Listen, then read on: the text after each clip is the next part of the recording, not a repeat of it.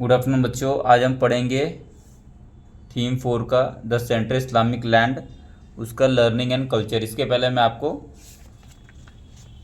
ये सब पढ़ा चुका हूँ, इकोनॉमिक, एग्रीकल्चर, अर्बनाइजेशन, कॉमर्स, ये सब पढ़ा चुका हूँ। ठीक है, आज हमारा लास्ट टॉपिक है लर्निंग एंड कल्चर। देखो आज इसमें क्या पढ़ने वाले हैं हम लर्निंग कल्चर में। इस्लामिक का लर्निंग क्या है, लर्निंग क्या था, कल्चर क्या था, वो सब आज पढ़ेंगे हम। ठीक है, तो देखो इस्लाम में जो रिलीजियस स्कॉलर्स होते हैं ना, जो रिलीजियस स्कॉलर, उसको बोलते हैं उलमा। ठीक है, और नॉलेज को बोलते हैं इल्म। आपने बहुत सुना होगा, तुझे इल्म है क्या, तो इल्म मतलब होता है नॉलेज। ठीक है, इल्म मतलब होता है नॉलेज। ठीक है, और इस्लाम के रिलीजियस स्कॉलर को, जो इस्लामिक का रिलीजियस स्कॉलर है, जो मतलब कुरान को बहुत अच्छे से जानता है, उसका स्कॉलर है, तो उसको क्या बोलते हैं, उलमा। ठीक है, एंड इस्लाम में फॉर रिलीजियस स्कॉलर्स, जो इस्लाम में उलमा होते हैं, उन लोग क्या बोलते हैं कि हमारा जो नॉलेज है ना, वो किससे डिराइव हो रहा है, डिराइव फ्रॉम द इल्म, मतलब knowledge derive from the Quran. ठीक है, एंड कुरान से डिराइव हो रहा है, और किससे डिराइव हो रहा है, model behaviour of the profit. और प्रॉफिट का कैसा मॉडल बिहेवियर था, कैसा एक्शन सेइंग, ये सब से डिराइव हो रहा है। ठीक है, जिसको सुन्ना बोला गया है, model behaviour of the profit. बहुत सारे प्रॉफिट हुए हैं इस्लामिक में, तो वो सारे प्रॉफिट का मॉडल बिहेवियर कैसा था, सेइंग का कैसा था, डूइंग कैसा था, क्या बोलते थे, क्या करते थे, वो सब मिला के उससे नॉलेज डिराइव हुआ है, ऐसा उलमा बोलते हैं। ठीक है, was the only way to know the will of God and provide guidance in this world, और ये वनली गॉड को जानने का तरीका है, और इस वर्ल्ड में जीने का तरीका यही है। देखो उलमा जो होते थे मिडल टाइम में डिवोटेड आंसर टू राइटिंग तस्वीर। तो उलमा जो होते थे ना, वो क्या लिखते थे, तस्वीर लिखते थे। तस्वीर, तस्वीर मैंने आपको पहले लेक्चर में बताया था, तस्वीर क्या होता है। तस्वीर होता है commentary on the Quran, Quran के ऊपर जो कमेंट्री लिखते हैं ना, उसको बोलते हैं तस्वीर। ठीक है, और डॉक्यूमेंटेशन करते थे किसका, मोहम्मद जो थे, वो क्या वो क्या बोले थे, क्या किए थे, वो सब हदीस में डिफाइन है, वो सब हदीस में लिखा हुआ है। तो तस्वीर और हदीस ये सब किसने बनाया, ये सब उलमास ने बनाया, मिडल टाइम के उलमास लोग ने। उलमास कौन है, रिलीजियस स्कॉलर्स लोग। ठीक है, कुछ कुछ लोग तो सरिया बनाया है, जिसको बॉडी ऑफ द लॉ बोलते हैं, कि मुस्लिम सोसाइटी को यही लॉ से गवर्न किया जाएगा, जिसको सरिया बोलते हैं। ठीक है, to govern the relationship of Muslim with God, कि मुस्लिम का रिलेशनशिप गॉड के साथ कैसा होना चाहिए, इसके लिए लॉ ऑफ बॉडी बनाया, जिसको सरिया बोलते हैं, और सरिया से ही मुस्लिम सोसाइटी को गवर्न किया गया। ठीक है, जैसे हिंदू लॉ भी था, वैसे मुस्लिम लॉ था, जिसको सरिया बोलते थे। अब इसमें बताया गया कि गॉड का रिलेशनशिप मुस्लिम के साथ कैसा होना चाहिए, मुस्लिम और गॉड का रिलेशनशिप कैसा होना चाहिए, थ्रू रिचुअल्स होना चाहिए, जिस जैसे इबादत, वो गॉड को इबादत करना चाहिए। ठीक है, तो गॉड को इबादत करना चाहिए, और रेस्ट ऑफ द गॉड को छोड़ के बाकी रेस्ट ऑफ द ह्यूमनिटी जो है, जैसे उसके आम भाई है, बहन है, या और भी लोग हैं, वो सब रेस्ट ऑफ द ह्यूमनिटी जो है, उसके साथ उसका रिलेशनशिप कैसा होना चाहिए, तो द सोशल भी अफेयर के जैसा होना चाहिए, जिसको बोलते हैं मुआमलत। मतलब सोशल अफेयर जैसा रिलेशन होना चाहिए। मुआमलत मतलब सोशल अफेयर, मतलब जैसे कि अर्न दो, अच्छा काम करो, अच्छी चीज़ें बताओ लोगों को, सब कुछ अच्छा करो। ठीक है, प्योर हार्ट रखो टुवर्ड्स द ह्यूमैनिटी। तो ये सब किसके रिलेशन में, रेस्ट ऑफ ह्यूमनिटी के रिलेशन में, उसको मुआमलत बोला गया इस्लामिक लैंग्वेज में। और एक आदमी का, एक औरत का, जो भी वुमेन है, उसका रिलेशनशिप गॉड के साथ कैसा होना चाहिए, इबादत का। वो गॉड को इबादत करना चाहिए, झुकना चाहिए गॉड के सामने। ठीक है, ऐसा है। अब देखो कभी कभी ना इस्लामिक लॉ में, इस्लामिक लॉ को फ्रेम करने के लिए जूरिस्ट कभी कभी किसका यूज़ करते थे, अपने रीजनिंग का यूज़ करते थे। ठीक है, जिसको बोला गया कियास, और ये इम्पोर्टेंट है, ये सब सब इम्पोर्टेंट जितना बता रहा हूँ। तो जूरिस्ट किसका यूज़ करते थे, अपने रीजनिंग का यूज़ करते थे, जिसको बोला गया कियास। और एक कियास वर्ड भी याद रखना है, कियास क्या है, रीजनिंग, यूज़ ऑफ रीजनिंग। ठीक है, क्या यूज़ ऑफ रीजनिंग, तो use of reasoning to framing the Islamic law, क्योंकि हर चीज़ कुरान में तो नहीं लिखा गया ना, हर चीज़ हदीस में तो नहीं लिखा गया, not everything was written in Quran और हदीस। तो हर चीज़ नहीं लिखा गया है, तो लाइफ और कॉम्प्लेक्स होते जा रहा है, जैसा अर्बनाइजेशन हो रहा है, तो लाइफ कॉम्प्लेक्स होते जा रहा है। तो कुछ ना कुछ अलग से तो लिखेंगे ना, कुछ इंटरप्रिटेशन तो करेंगे ना। तो वही जूरिस्ट लोग इंटरप्रिटेशन करते थे, अपना कियास लगाते थे, रीजनिंग लगाते थे, और नया नया चीज़ निकाल के उसको लिखा जाता था। ठीक है, तो वो है ये। उसके बाद फिर difference in the interpretation of the source and method of jurisprudence. उसका difference in interpretation of the source. अब जो सोर्सेज का इंटरप्रिटेशन अलग अलग होता था और मेथड ऑफ जूरिस्प्रूडेंस अलग अलग होता था, मतलब बहुत सारे लोग हिंदू सोसाइटी को या rest of the humanity society को अलग तरीके से देखते थे, और बहुत सारे लोग का जो जुरिडिक्शन था, जो जूरिस्प्रूडेंस था, मेथड ऑफ जूरिस्प्रूडेंस कि इसको क्या करना चाहिए, कैसा करना चाहिए, उनका वो अलग अलग जूरिस्प्रूडेंस था। ठीक है, और उनका इंटरप्रिटेशन जो था वो अलग अलग था।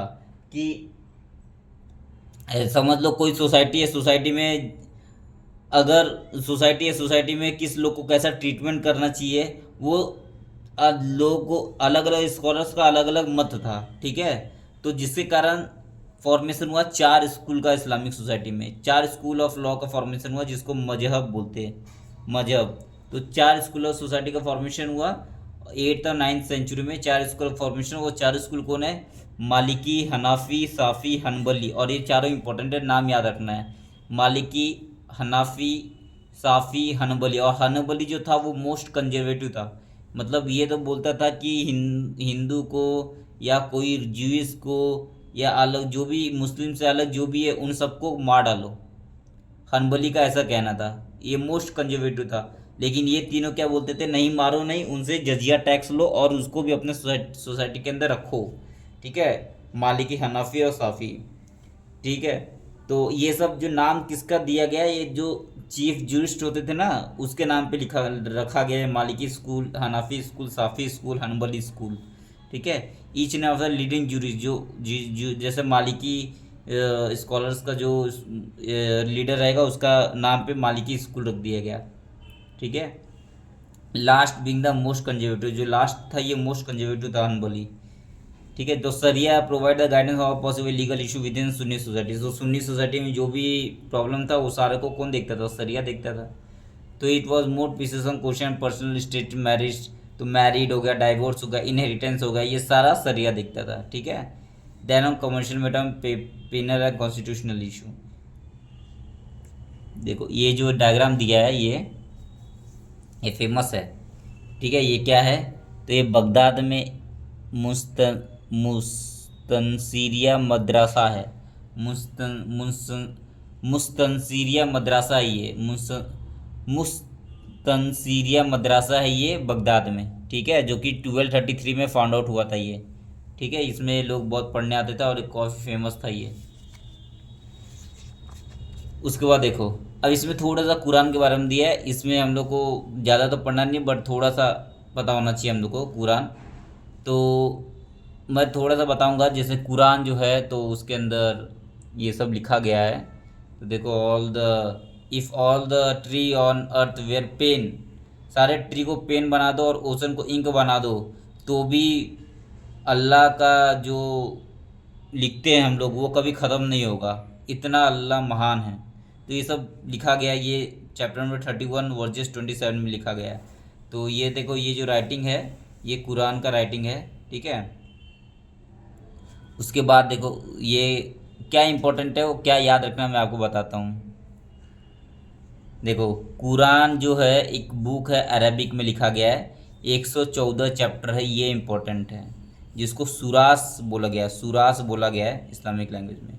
तो कुरान में 114 चैप्टर है, सूरास है, 114 सूरास है, अरबिक लैंग्वेज में लिखा गया है। And arrange in descending out of length, और पहला चैप्टर काफ़ी बड़ा है, दूसरा चैप्टर उससे छोटा, ऐसे डिसेंडिंग ऑर्डर में उसको अरेंज किया गया है। और सबसे छोटा सबसे लास्ट वाला होगा, सबसे शॉर्टेस्ट होगा। ठीक है, only exception to this is the first surah which is short prayer. Only exception है फर्स्ट सूरा में जिसमें शॉर्ट प्रेयर है, अल फतीमा बोला गया है उसको, या ओपनिंग। ठीक है, ठीक है। अब देखो, मुस्लिम ट्रेडिशन में क्या बोला गया, कुरान जो है ना कलेक्शन ऑफ मैसेज है जो गॉड ने सेंड किया था प्रॉफिट मोहम्मद को 610-632 के बीच में। पहले मक्का में किया था, उसके बाद फिर मदीना में किया था। ठीक है, जो भी मैसेज दिए थे गॉड ने मोहम्मद को वो सारा कुरान में लिखा गया है। ठीक है, उसका फिर इसको कंपाइल किया गया। So the task of compiling this revelation was completed since some 650 के टाइम पूरा उसको कंपाइल किया गया। The oldest complete Quran we have today dated from 19th century, और पूरा 9th सेंचुरी में जो कुरान है वो सबसे ओल्डेस्ट कुरान है। ठीक है, उसके बाद फिर देखो यहाँ पे फिर use of Quran as a source material for the history of early Islam है सम पोजेस प्रॉब्लम। फर्स्ट देखो, इस ईरान के अंदर अल्लाह के बारे में तो सब लिखा गया है, और इसके अंदर जैसे in 833 Abbasid caliphate al Mamun impose view that the Quran is God's creation rather than his speech. ठीक है, तो अब देखो ये यहाँ पे सारा बदल दिया, ये अब्बासिड खलीफ ने, अब्बासिड खलीफ अल मामून ने क्या बोल दिया इन 833 की कुरान जो है ना वो Quran is God's creation, Quran जो गॉड का क्रिएशन है, ना कि rather than his speech. God ने मोहम्मद को बोला नहीं है कुछ भी, वो गॉड का ही क्रिएशन है, ऐसा चीज़ फैला दिया किसने, अल मामूम ने। ठीक है, तो लोग यही मानने लग गए। The second problem is that Quran very often speak in metaphor and unlike the old testament Taurat. तो सेकेंड प्रॉब्लम था कुरान का कि वो मेटाफॉर के जैसे बात करता था। अब मेटाफॉर मतलब देखो, मेटाफॉर जैसे इंग्लिश में मेटाफॉर होता है ना, वैसे वो मेटाफॉर लैंग्वेज में बात करता था और ना कि स्ट्रेट लैंग्वेज में। And unlike the old Testament it does not narrate event but is refer to them. ये इसमें कुछ स्टोरी को नरेट नहीं किया गया, सिर्फ बता दिया गया है ऐसे। लेकिन ओल्ड टेस्टामेंट जो था उसमें स्टोरी को नरेट किया गया है, पूरा अच्छे से बताया गया है। जैसे कि ओल्ड टेस्टामेंट को तौरीत बोलते हैं हम लोग। तो देखो तौरीत जो है ना, देखो यहाँ पे लिखा हूँ मैं, Taurat the holy scripture revealed by God to prophet मूसा।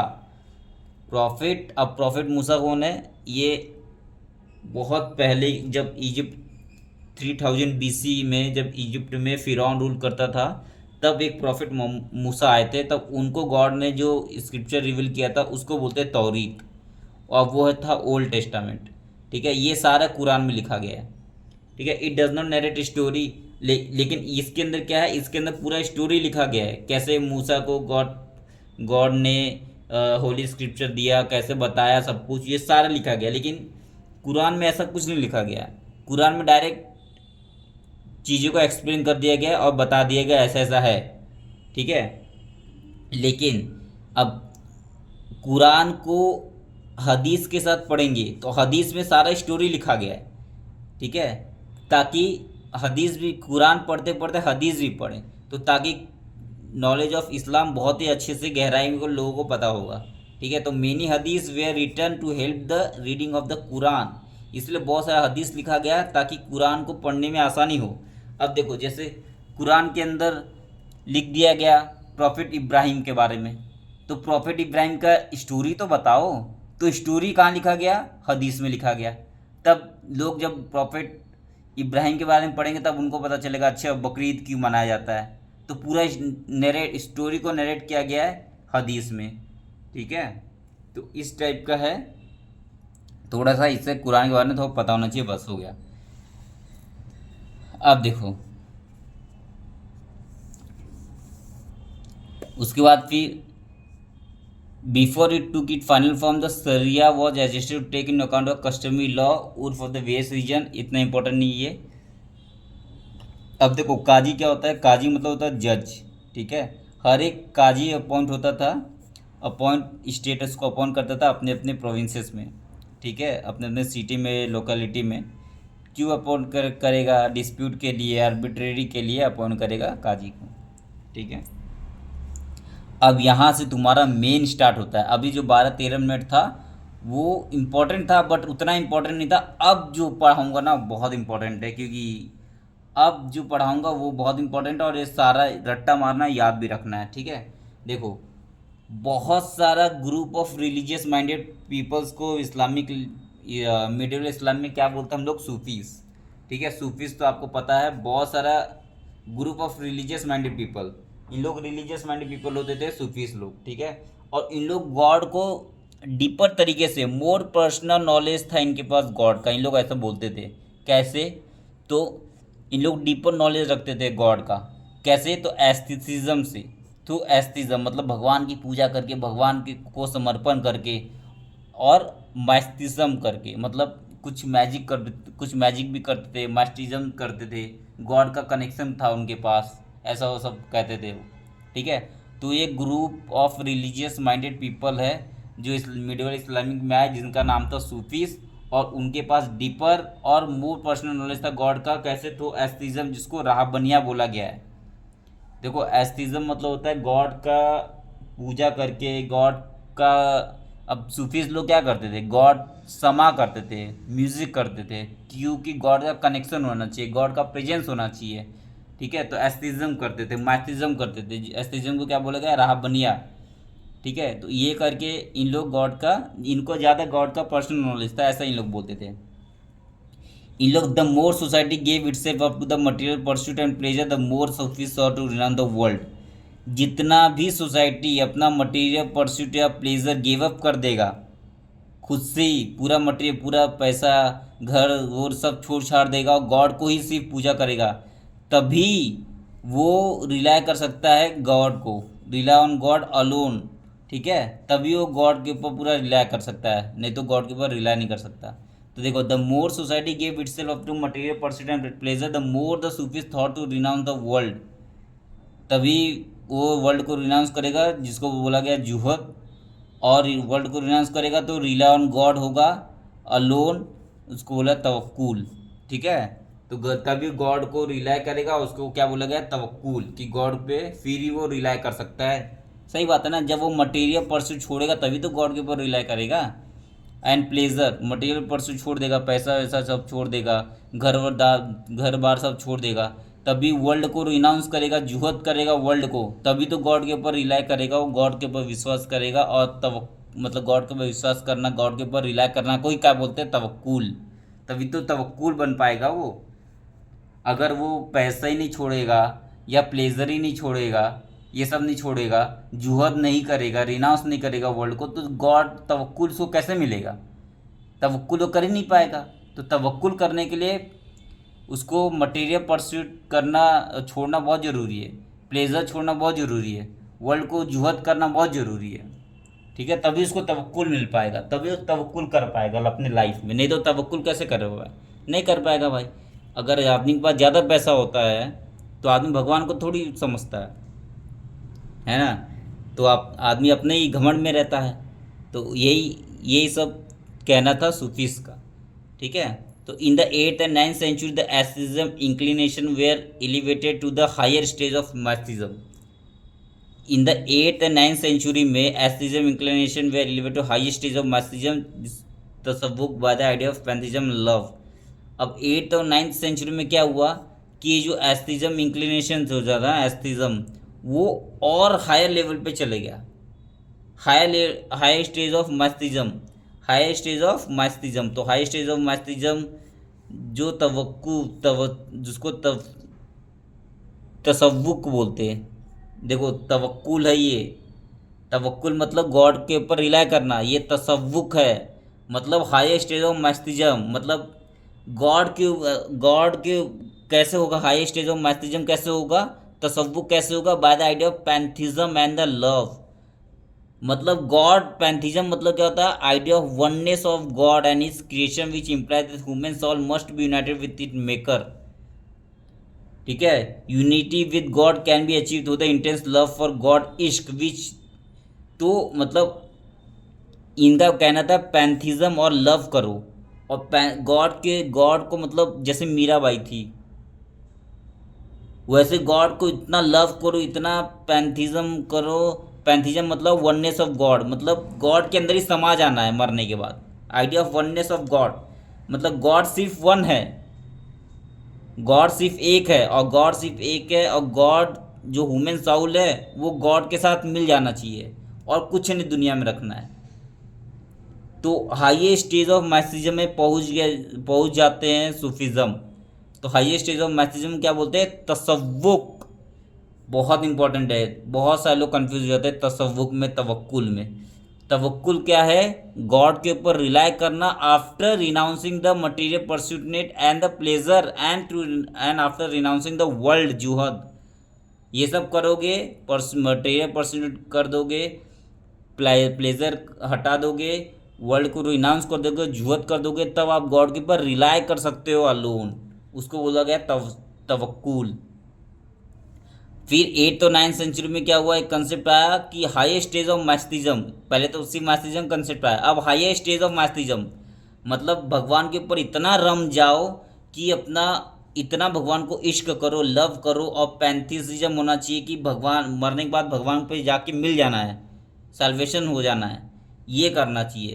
तो ये 8th और 9th सेंचुरी में ये स्टेज आया, और जिसको बोला गया तसव्वुक, और ये तसव्वुक होगा ये हाईएस्ट स्टेज ऑफ मैस्थिज्म। जब करेंगे by the idea of pantheism love, तब उस स्टेज को बोलेंगे तसव्वुक।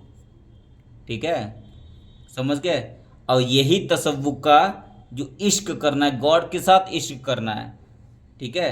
तो unity with God can be achieve through the intense love for इश्क गॉड, विच द ह्यूमन संत, एक संत बनी जिसका नाम था राबिया, और कहाँ से थी, बसरा से थी, राबिया ऑफ बसरा।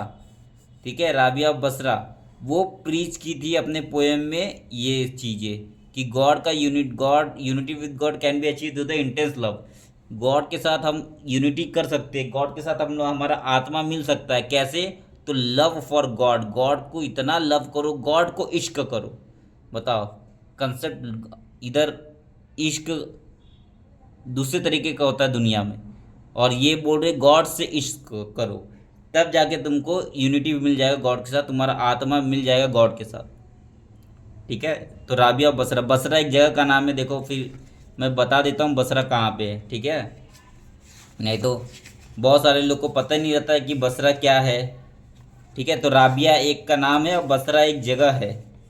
ठीक है, तो देखो यहाँ पे, देखो देखो यहाँ पे आपको बसरा दिख रहा होगा, बसरा दिख रहा है, ये बसरा, ये यहीं से थी राबिया, आती थी राबिया और बसरा। ठीक है, यहीं से राबिया और बसरा थी, ये यही जो है ना राबिया बसरा, ये राबिया बसरा, ये वहीं से बसरा से आती थी। ठीक है, तो राबिया बसरा, इसने बोला था unity with God can achieve through the intense love for the God. ठीक है, उसके बाद एक और ईरानियन सूफी है, ईरानियन सूफी क्या नाम था, बायाजीद बिस्तमी। तो बायाजीद बिस्तमी ईरानियन सूफी थे। इन्होंने क्या किया था, first to teach the importance of merging the self in God, God में कैसे हम सेल्फ सबमर्ज हो जाए गॉड में। ठीक है, गॉड में सेल्फ सबमर्ज कैसे हो जाए। तो बायाजीद बिस्तमी जो थे ईरानियन सूफी थे, इन्होंने फर्स्ट प्रीच किया था कि गॉड में सबमर्ज कैसे हो जाए, by the submerging the itself in God, God में खुद को फना कर लेना है, खुद को सबमर्ज कर देना है। ठीक है, तो इन्होंने बायाजीद बिस्तमी ने ऐसे फर्स्ट टाइम बोला था, फर्स्ट टीच किया था बायाजीद बिस्तमी कि गॉड के अंदर हम लोग को समर्ज हो जाना, फना हो जाना है गॉड के अंदर। सूफी वेयर म्यूजिकल कंसर्ट, और सूफी क्या कराते थे, म्यूजिकल कंसर्ट कराते थे, कंसर्ट म्यूजिकल कंसर्ट जिसको समा बोला गया है। क्यों, टू इंड्यूस एस्टेसी इंड्यूस करते थे, एस्टेसी मतलब गुड फीलिंग। ठीक है, and stimulate the emotion of love and passion, और इमोशन होना चाहिए, लव होना चाहिए, पैशन होना चाहिए फॉर द गॉड। ठीक है, अब देखो इस्लामी Sufism is open to all the regardless of the religious affiliation status and gender. तो सूफिज्म सबके लिए खुला हुआ था, रिलीजियस एफिलिएशन स्टेटस जेंडर सबके लिए। ये चैप्टर में जानबूझ के स्लो पढ़ा रहा हूँ क्योंकि इम्पोर्टेंट है और बहुत लोग को इस चैप्टर समझ में नहीं आता है। ठीक है, इसलिए आराम आराम से पढ़ा रहा हूँ। तो Sufism is open to all the regardless of the religious affiliation status and gender.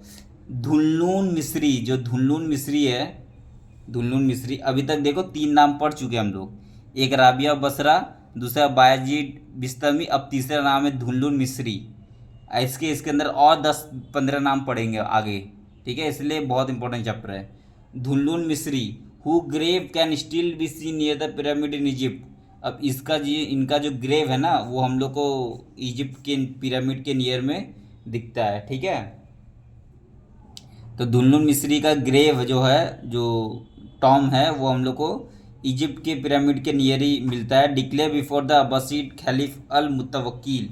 तो इनका पिरामिड बना गया था, सॉरी, इनका जो टॉम है बना गया था अल मुतवक्किल के time, that he learn the true Islam from the old women.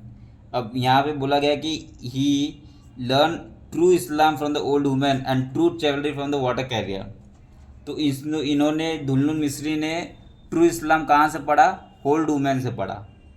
ठीक है, ट्रू इस्लाम कहाँ से पढ़ा? ओल्ड वुमेन से पढ़ा। और ट्रू चिवेलरी सीखा कहाँ से? चिवेलरी मतलब होता है रिस्पेक्ट करना और करेजियस पर्सन, ये सब चीज़ों को बोलते हैं चिवेलरी। तो ट्रू चिवेलरी कहाँ से सीखा? From the water carrier. ठीक है, and true chivalry from the water carrier. तो he learn true Islam from the old women and true chivalry from the water carrier. तो by making religion more personal less institutional Sufism, और यही करके, तो by making religious more personal, religion को more personal बना के और less institutional बना के सूफिज्म ने बहुत पॉपुलरिटी गेन किया और चैलेंज कर दिया ऑर्थोडॉक्स इस्लाम को। ठीक है, तो तीनों नाम इंपॉर्टेंट है, सूफिज्म से रिलेटेड है तीनों नाम। अब alternative vision of God and the universe और develop by Islamic philosopher scientist अंदर इनफैक्ट ग्रीक फिलोसफी। अब देखो, अब इस्लामिक के अंदर आएंगे कुछ अलग अलग लोग और अलग अलग तरीके से देखेंगे गॉड को। तो alternative vision of God and the universe was develop by the Islamic philosopher and the scientist under the influence of. अब ऐसे ऐसे इस्लामिक में रिलीजियस स्कॉलर है जो इन्फ्लुएंस हो गए ग्रीक फिलोसफी से और साइंस से। अब इन लोग जो ग्रीक फिलोसफी और साइंस से इन्फ्लुएंस हो गए हैं, तो इन लोग भले इस्लाम तो हैं, लेकिन अब ग्रीक फिलोसफी जब पढ़ेंगे, ग्रीक साइंस जब पढ़ेंगे, तो इन लोग कुछ ना कुछ तो बोलेंगे इस्लाम के बारे में। तो इन लोग अपने फिलोसफी देंगे। देखो, तो during the 7th century the remnant of Greek culture would still be found in the Byzantine and the Sasanian empire although they were slow dying. अब देखो, बहुत सारे जैसे school of Alexandria, Syria, Mesopotamia, जो Alexander empire का part था पहले, तो Greek philosophy, mathematics and medicine were taught along the other subject. तो बहुत सारा mathematics, Greek philosophy, mathematics, medicine, ये सब पढ़ाया जाता था उस टाइम। ठीक है, उसके बाद फिर द उमैयद एंड खलीफेट आए। तो जब उमैयद हम लोग पढ़े थे, खलीफेट भी पढ़े थे, फतिमिड्स भी पढ़े थे, जो जिसका फतिमिड्स का कैपिटल, उमैयद का कैपिटल कहाँ है? दमेस्कस में। अब्बासिड का कैपिटल कहाँ है? बगदाद में। फतिमिड्स का कैपिटल कहाँ है? कायरा में, कायरा सिटी में। सब याद होना चाहिए आपको। Commission the translation. अब इन लोग ने क्या किया? ट्रांसलेशन बनाया। क्या ट्रांसलेशन बनाया? ट्रांसलेशन क्या बनाया? ग्रीक एंड सीरियन बुक को अरेबिक लैंग्वेज में कन्वर्ट किया। ठीक है, ग्रीक और जो सीरिया बुक था उसको अरेबिक लैंग्वेज में कन्वर्ट करवाया। किससे? क्रिश्चियन स्कॉलर से। जो क्रिश्चियन स्कॉलर थे उन्होंने ग्रीक और सीरिया बुक को अरेबिक लैंग्वेज में ट्रांसफ़र किया। ठीक है, ट्रांसलेट किया। Translation become a well organise activity and the al Mamun. और जो अल मामूम था, अब यही अल मामूम याद आ रहा है? अल मामूम, तो यही अल मामूम जो था, इसने वेल ट्रांसलेशन करवाया था बहुत सारा। और इसने ट्रांसलेशन कराने के लिए इसने क्या फाइंड करेगा? तो फाइंड करेगा library cum institute of science. ठीक है, जिसको बोलते हैं Bayt al Hikma. Very very important, Bayt al Hikma को क्या बोलते हैं? Library plus institute of science. तो library plus institute of science, library plus institute of science in Baghdad. तो बगदाद में लाइब्रेरी और प्लस इंस्टीट्यूट ऑफ साइंस दोनों को ही, तो लाइब्रेरी और इंस्टीट्यूट ऑफ साइंस जिसको बोलते हैं बयात अल हिकमा, इसको बगदाद में इस्टेब्लिश करवाया। कौन? अल मामून। अल मामून अल मामून अल मामून ने library cum institute of science जिसको बोलते हैं बयात अल हिकमा को बगदाद में इस्टेब्लिश करवा दिया। ठीक है, द वर्क ऑफ एरिस्टोटल, जैसे एरिस्टोटल का वर्क का क्या नाम था? Element of Euclid. और टॉलेमी का क्या नाम था? बुक का अल्मागेस्ट। तो जो एरिस्टोटल का जो एलिमेंट ऑफ यूक्लिड था और टॉलेमी का अल्मागेस्ट था, ये सब को अरेबिक लैंग्वेज में भी कन्वर्ट करवाया। ठीक है, सब कन्वर्ट हुआ। और ये याद रखना है, library cum institute of science Bayt al Hikma को बगदाद में इस्टेब्लिश करवाया था अल मामून ने। बहुत इंपॉर्टेंट है ये, मजाक लग रहा होगा तुम लोग को, लेकिन बहुत इंपॉर्टेंट है ये। ठीक है, फिर एरिस्टोटल का एलिमेंट ऑफ यूक्लिड और टॉलेमी का अल्मागेस्ट को कन्वर्ट करवाया गया अरेबिक लैंग्वेज में। इंडियन वर्क को भी कन्वर्ट करवाया गया अरबिक लैंग्वेज में, जैसे Indian work such as astronomy, mathematics, medicine were also translated into Arabic during the same period. और इसी पीरियड में जैसे वारा मीरा का बुक है, वारा मीरा का कौन सा बुक है, पंच सिद्धांति का, ठीक है। तो बहुत सारे मैथमेटिक्स बुक है, एस्ट्रोलॉजर बुक है आर्यभट्ट का, आर्यभट्टिया। तो बहुत सारे मेडिसिन बुक है, चार्वक का है, सुश्रुत संहिता का है, ठीक है, चार्वक संहिता है। तो ये सब बहुत सारे को अरेबिक लैंग्वेज में कन्वर्ट कराया गया, ठीक है। चलो अब हम लोग पढ़ेंगे अब दूसरा। तो उसके बाद द स्टडी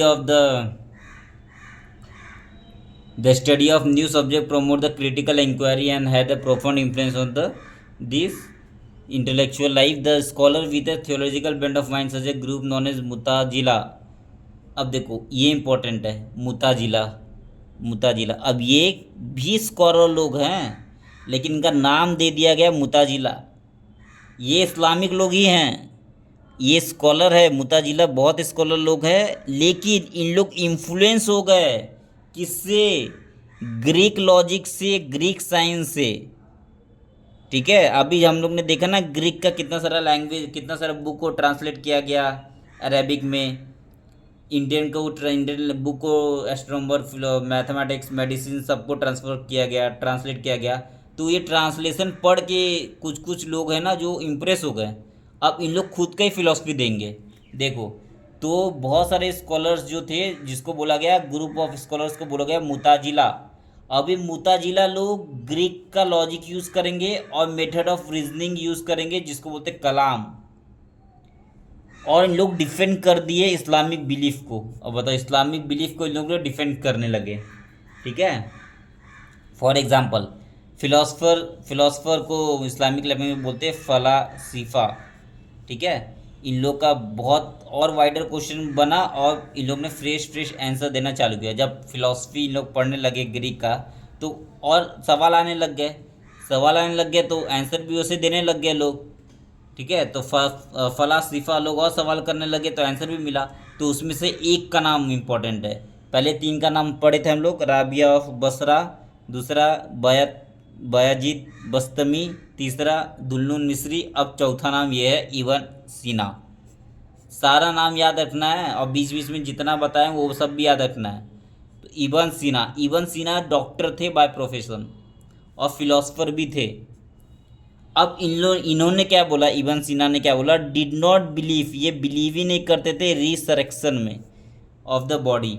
अब रिसरेक्शन ऑफ द बॉडी मतलब बॉडी में वापस जान आ जाना, ठीक है, मर के वापस जिंदा हो जाता ना, उसको बोलते हैं रिसरेक्शन। तो रिसरेक्शन ऑफ बॉडी में विश्वास ही नहीं करते थे।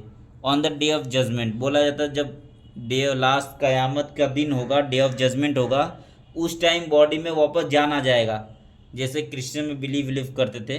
तो इसमें बिलीव ही नहीं किया इब्न सीना ने। भले इब्न सीना मुस्लिम था, लेकिन इसने डायरेक्ट नकार दिया उस चीज़ को कि रिसरेक्शन ऑफ द बॉडी कभी नहीं हो सकता, क्योंकि ये साइंस पढ़ा था, इसको पता था ऐसा हो ही नहीं सकता। इसलिए ऐसे ऐसे चीज़ें, नया नया क्वेश्चन, नया नया चीज़ें को डिफेंस किया गया। This was made with a strong opposition. जब इब्न सीना ऐसा बोलेगा रिसरेक्शन हो ही नहीं सकता बॉडी का ऑन द डे ऑफ क़यामत, डे ऑफ जजमेंट के टाइम, तो रिलीजियस स्कॉलर लोग क्या चुप बैठेंगे? नहीं बैठेंगे।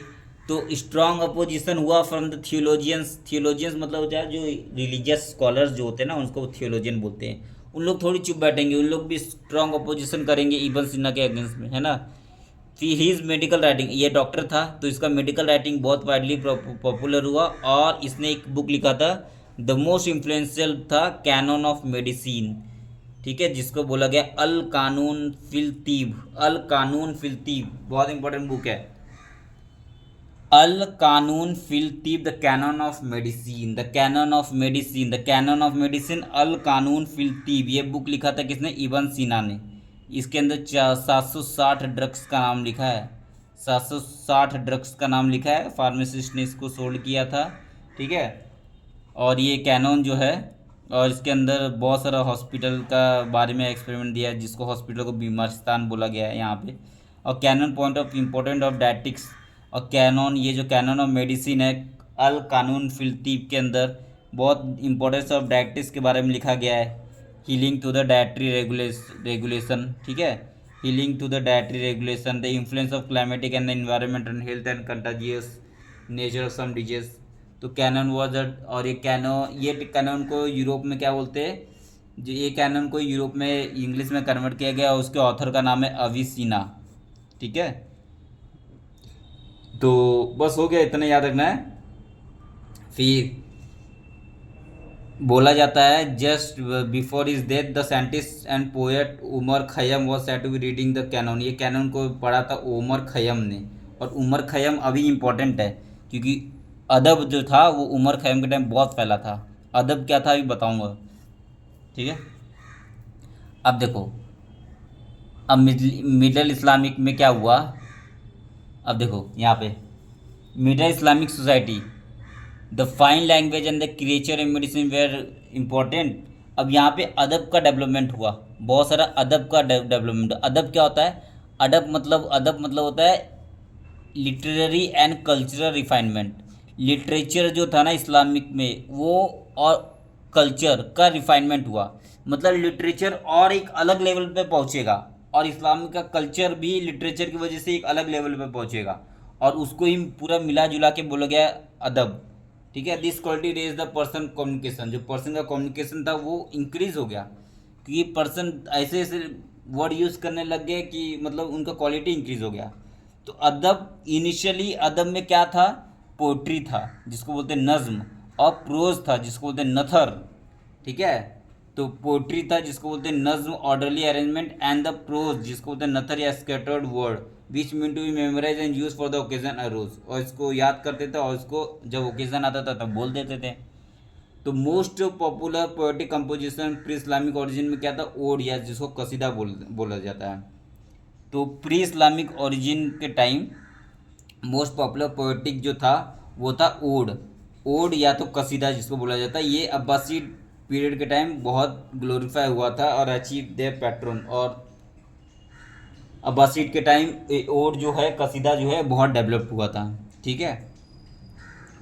अब the poet of Persian origin revitalise and reinvented the Arabic poet and challenge the culture hegemony of the Arab. अब एक और नाम आया जिसका नाम है अबू नुवास, ठीक है। इबन सीना के बाद कौन आएगा, अबू नुवास हुआ जब Persian origin broke new ground by composing classical poetry on new theme. अब देखो अबू निवास है ना, नया नया थीम पे नया नया चीज़ लिखेगा। अब अबू निवास क्या किया, जिसको कंपोजिशन लिखता था, क्लासिकल पोएट्री लिखता था ना लोग पहले, अब उसको निकाल के किस पे पोएट्री लिखने लग गया, वाइन पे। और जबकि वाइन तो बैन है इस्लामिक में, लेकिन ये वाइन पे पोएट्री लिख रहा है।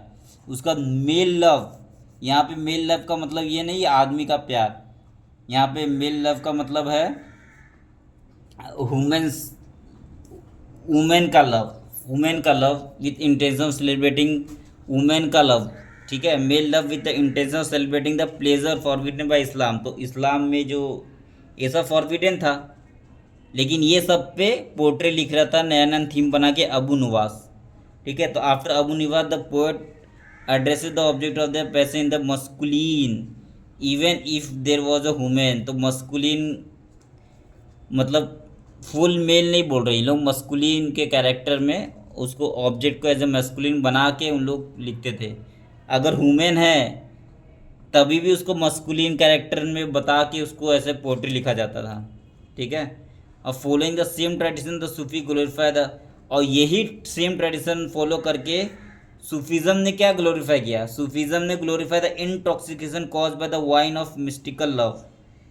अब सूफीज़म देखो क्या बोलेगा, सूफीज़म बोल रहे हैं जैसा दारू पीने के बाद महसूस होता है ना जन्नत में हम चले जाते हैं, तो वैसे ही कुछ जन्नत में वैसे ही कुछ लव करना चाहिए हम लोग को, मिस्टिकल लव करना चाहिए गॉड के साथ, समझे। तो सूफीज़म एक अलग लेवल पे जा रहा है, ठीक है। तो सूफीज़म क्या बोल रहा है, इंटॉक्सिकेशन जो कॉज होता है ना वाइन से, वैसे ही कुछ लव करना चाहिए, मिस्टिकल लव करना चाहिए, भगवान से प्यार करना चाहिए वैसे ही, ठीक है। दारू पीने की बात नहीं कर रहा है, इंटॉक्सिकेट मतलब दारू पीना खराब होता है ऐसा ये सब बात नहीं कर रहा है सूफीज़म। ये उसको दारू को कनेक्ट कर दिया भगवान के लव के साथ, सूफीज़म, ठीक है। By the time the Arab The conquer Iran Pahlavis and the language of the sacred book of Iran was in decay. A version of Pahlavi known as New Persian were used. This उसका the formation of सल्तनत in the खुरा जब formation हुआ था सल्तनत का खुरासन में Transoxiana में took new Persian a great culture है द समारिट कॉर। अब देखो, अब हम लोग ने पढ़ा था समानिट्स टुलुनिट्स ये सब का फॉर्मेशन हुआ था। तो समानिट्स कोट का जब फॉर्मेशन हुआ था उसमें एक पोयम थी जिसका नाम था रुदकी, और रुदकी इम्पोर्टेंट है। अभी देखो तीन नाम पढ़ लिए, इबन सीना पढ़ लिए, अबू नवास पढ़ लिए, अब तीसरा नाम है Rudaki. Rudaki was consider the father of new Persian poetry. तो रुदकी क्या है? रुदकी है father of new Persian poetry, father है न्यू पर्शियन पोट्री की रुदकी, ठीक है। And which included new form such as short lyrical poem गज़ल। गज़ल कौन लाया? रुदकी। क्वाट्रैन जिसको रुबई बोलते थे, प्यूरल नाम इसका रुबई है, रुबई सिंगुलर है, प्यूरल में रुबैयत। अब देखो रुबई क्या होता है? रुबई 4 लाइन का स्टेंजा होता है। First 2 line set the stage and third line finally pose and fourth line में पॉइंट को डिलीवर करना, ठीक है। जैसे आज के ज़माने में तुम लोग कुमार विश्वास का सुनते होंगे तो वो 4 लाइन का बोलता है, तो वही है उसी टाइप, वो रुबई हो गया समझ लो, ठीक है। In contrast to it form the subject matter of the रुबई इज अनरिस्ट्रिक्टेड, और रुबई का जो सब्जेक्ट है वो अनरिस्ट्रिक्टेड हो सकता है। तो इसीलिए रुदकी इंपॉर्टेंट है। रुदकी कौन है? Father of the new Persian poetry है। इन्होंने गज़ल लिखा, इन्होंने क्वाट्रैन लिखा जिसको रुबई बोलते हैं। और रुबई क्या होता है? 4 लाइन का स्टेंजा होता है जो फर्स्ट 2 लाइन को प्रिपेयर करता है, थर्ड लाइन फाइनली पॉइज्ड होता है, फोर्थ लाइन मैसेज को डिलीवर करता है, ठीक है।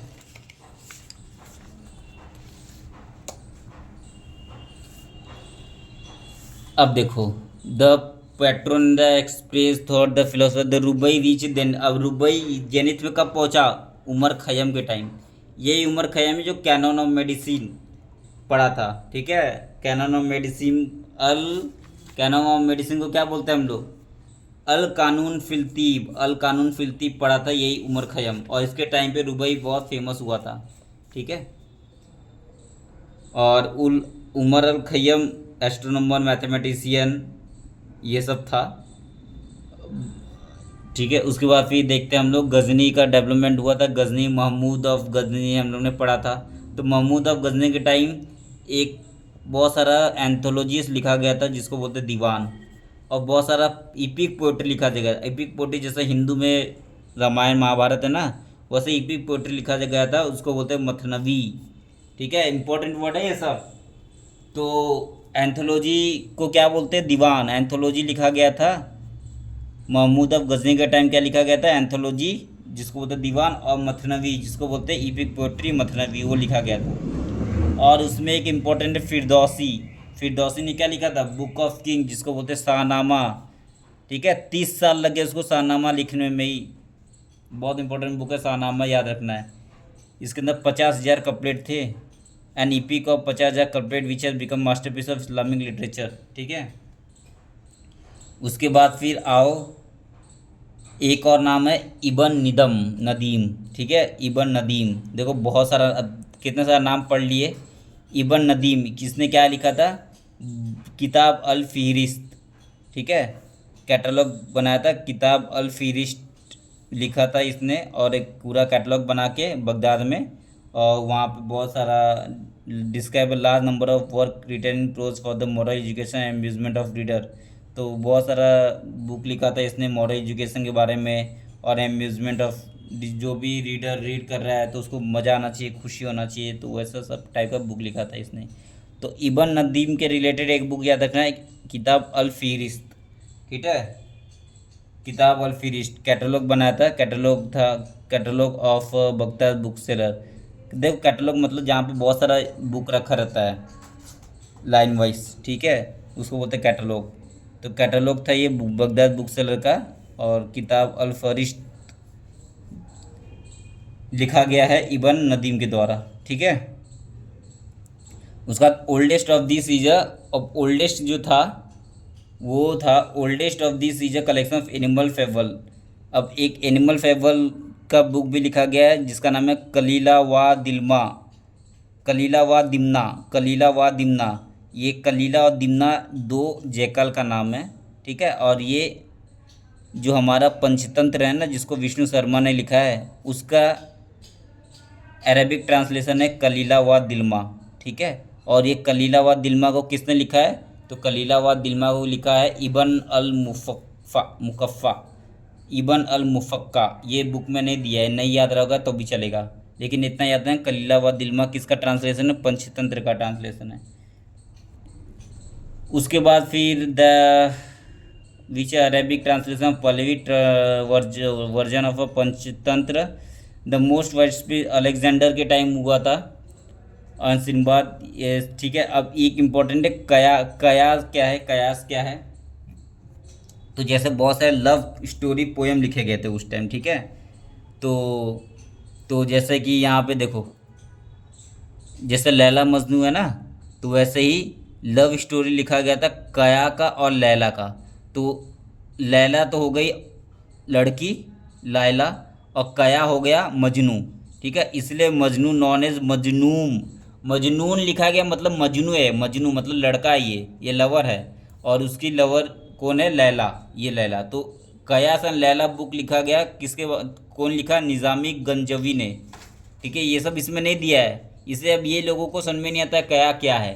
तो कया एक लव स्टोरी है, कया एक लड़की है और लड़का है। कया एक काय एक लड़का है और लैला एक लड़की है, दोनों का लव स्टोरी किसने लिखा है? निज़ामी गंजवी ने, ठीक है। ये सब लिखा गया था उस टाइम, ये इसलिए। उसके बाद the 1001 night, the 1001 night another collection of story told by single letter Shahrazad. Shahrazad ने एक बुक लिखा था द 1001 नाइट, द 1001 नाइट को बुक लिखा था शहरजाद ने, ठीक है। और उसका बस इतना याद रखो। उसके बाद फिर इन हीज, इसका फिर एक और बुक का नाम है इन हीज किताब अल बुखाला, बुक ऑफ माइजर। किताब अल बुखारा किसने लिखा? जाहिज ऑफ बसरा, बसरा सिटी का नाम है और उसके अंदर एक था जाहिज, उसने लिखा था किताब अल बुखाला। तो ये नाम याद रखना आपको, किताब अल बुखाला। इसके अंदर क्या लिखा है? कलेक्शन है अम्यूजिंग एनेक्टोड का about miser and also analyse greed, greed को एनालाइज किया है, माइसर के बारे में लिखा है। तो किताब अल बुखाला, किताब अल बुखाला को किसने लिखा है? जाहिज ऑफ बसरा ने, ठीक है। उसका from the 9th century the scope. अब देखो अदब जो बताया ना, अदब, अब अदब 9th सेंचुरी आते आते अदब का स्कोप बढ़ गया। अदब में और क्या क्या इंक्लूड होने लग गया? बायोग्राफी, जिसको सीरा बोलते हैं, वो इंक्लूड होने लग गया अदब के अंदर। मैनुअल ऑफ इथिक्स, जिसको अखलाक बोलते हैं, वो इंक्लूड होने लग गया अदब के अंदर। मिरर फॉर प्रिंसेस, जिसको बुक ऑन इसके क्राफ्ट बोलते हैं, वो भी अदब के अंदर इंक्लूड होने लग गया। अब वो ऑल हिस्ट्री, जिसको तारीख, जोग्राफी, ये सब अदब के अंदर आने लग गया, ठीक है। उसके बाद फिर देखो,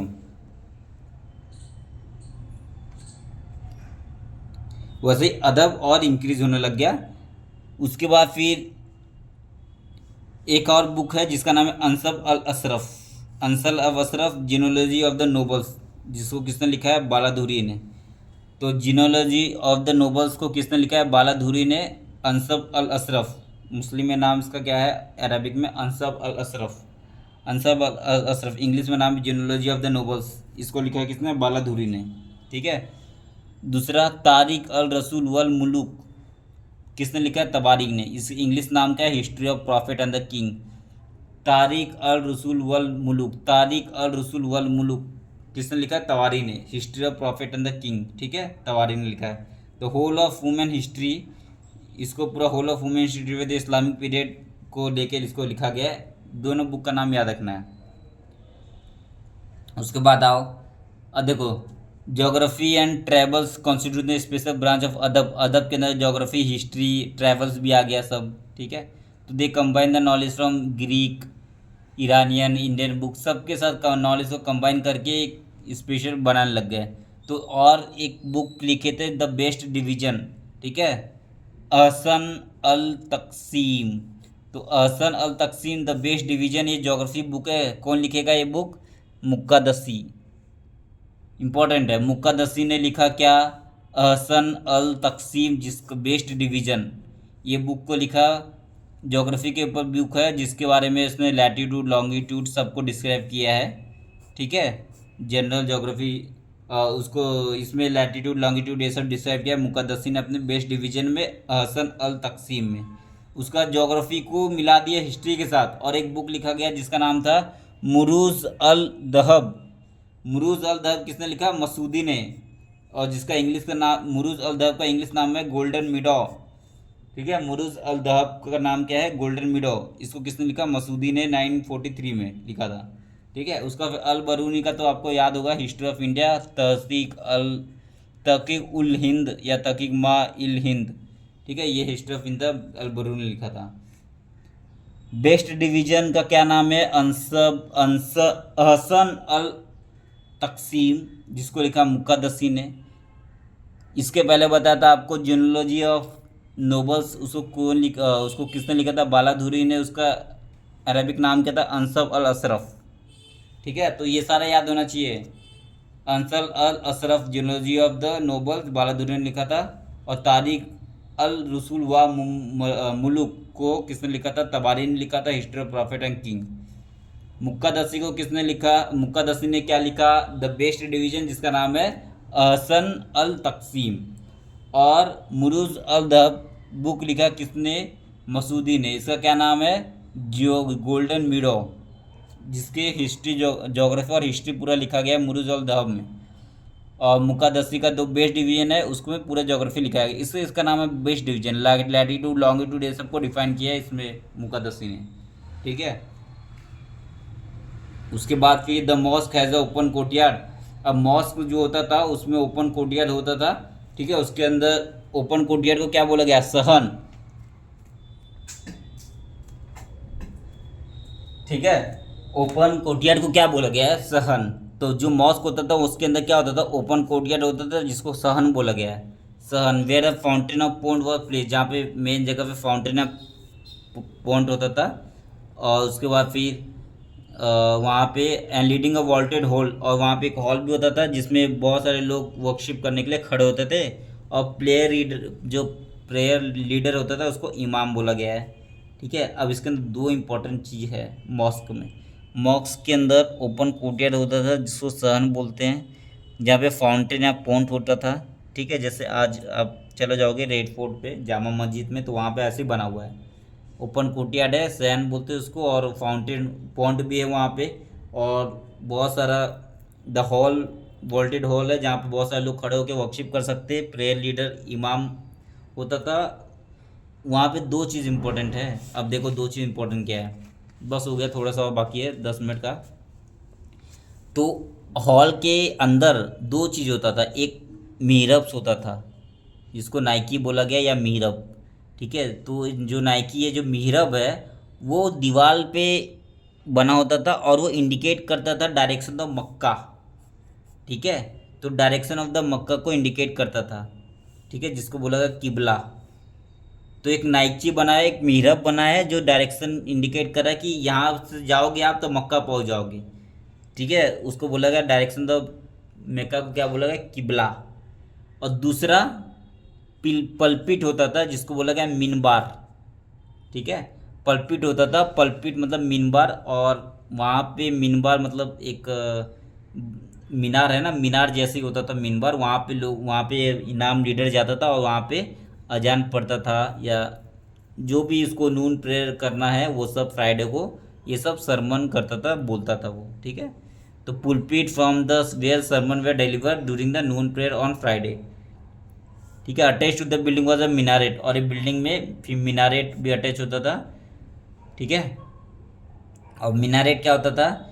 अ tower use to call the faithful to prayer appointment time and use to symbolise the presence of new faith. The time was mark in city and village by the 5 daily prayer.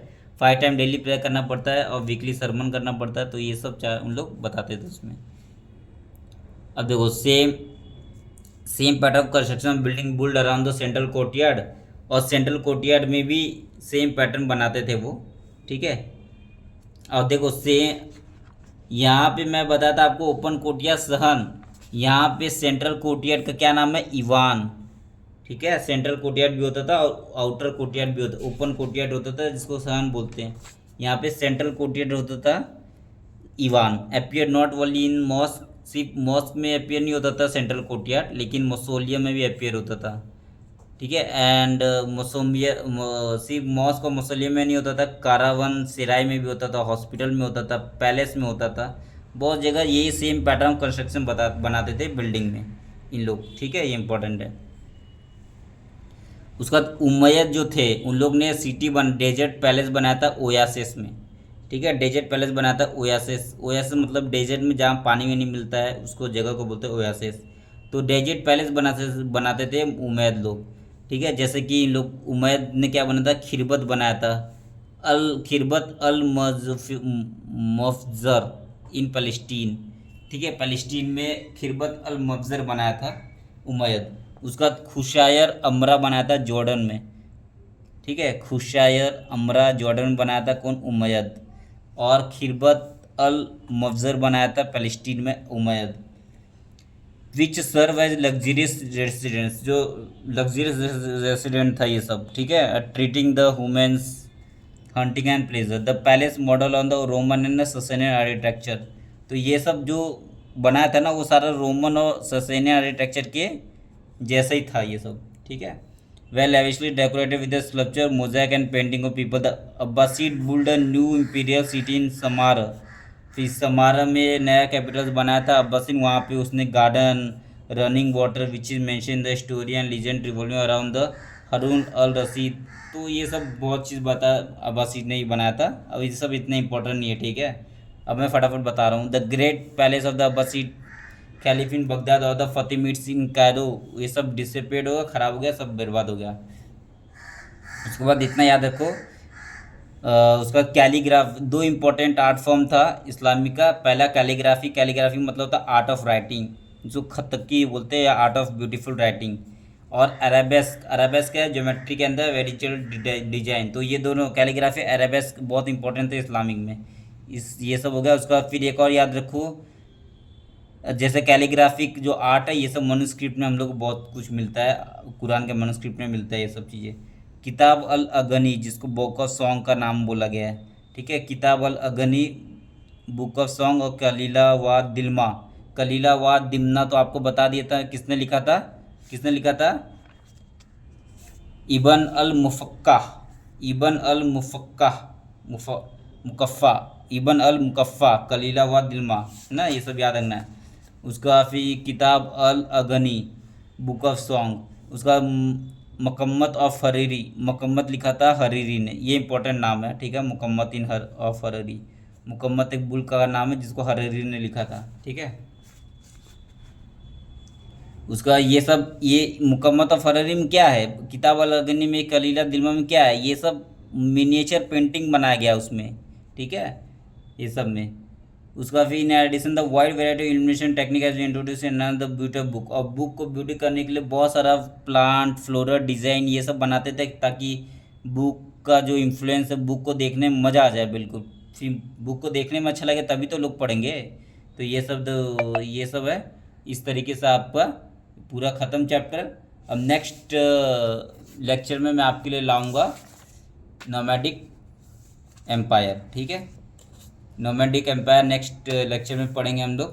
Theme 5, ये देखो theme 5 है nomadic empire, theme 5 nomadic empire, next lecture में ये पढ़ेंगे। अब देखो ये जो चैप्टर था ना स्वतंत्र इस्लामिक लैंड, बहुत इंपॉर्टेंट था और इसके अंदर बहुत नाम है, तो इसको अच्छे से पढ़ना। और ये आपका हो गया चैप्टर ख़त्म हो गया ये सेंट्रल इस्लामिक लैंड। अब नेक्स्ट हम पढ़ेंगे nomadic empire. Okay, thank you.